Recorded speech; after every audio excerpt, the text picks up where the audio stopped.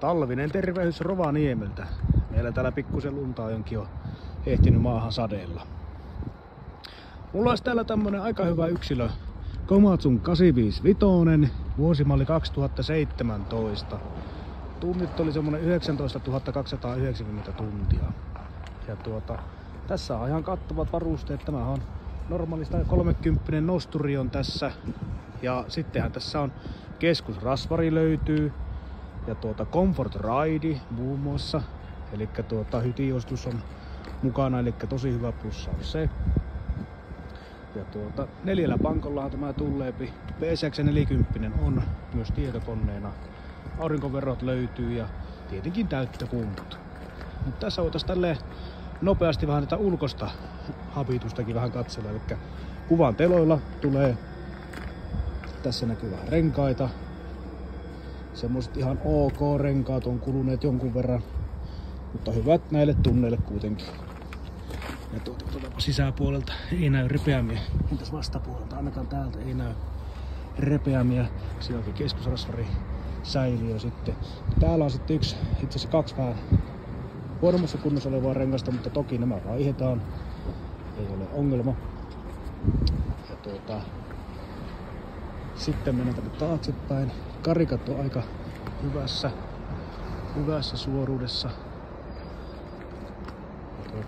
Tietenkin käytön jälkeen jonkun verran on, mutta näille tunneille ihan asian kuuluvat. Toisella puolella onkin hyvät pokaaloista renkaat sitten. Katsotaanpa vielä täältä tämä kourapäyks. G36 ja näyttäisi olevan ihan asiallisessa kunnossa. Ja tuossa mitä liikutteli äsken itse sitä, niin enpä nyt oikeastaan huomannut sen enempää välyksiä. Hyvät oli riipukejarrukki vielä siinä. Ja sitten tuolla taitolakaan, niin koiran luulakaan en kyllä huomannut juuri minkäänlaista liikettä. Eli ihan hyvässä kunnossa siinä mielessä on. Käymme katsomassa täältä vielä sitten runkonumero.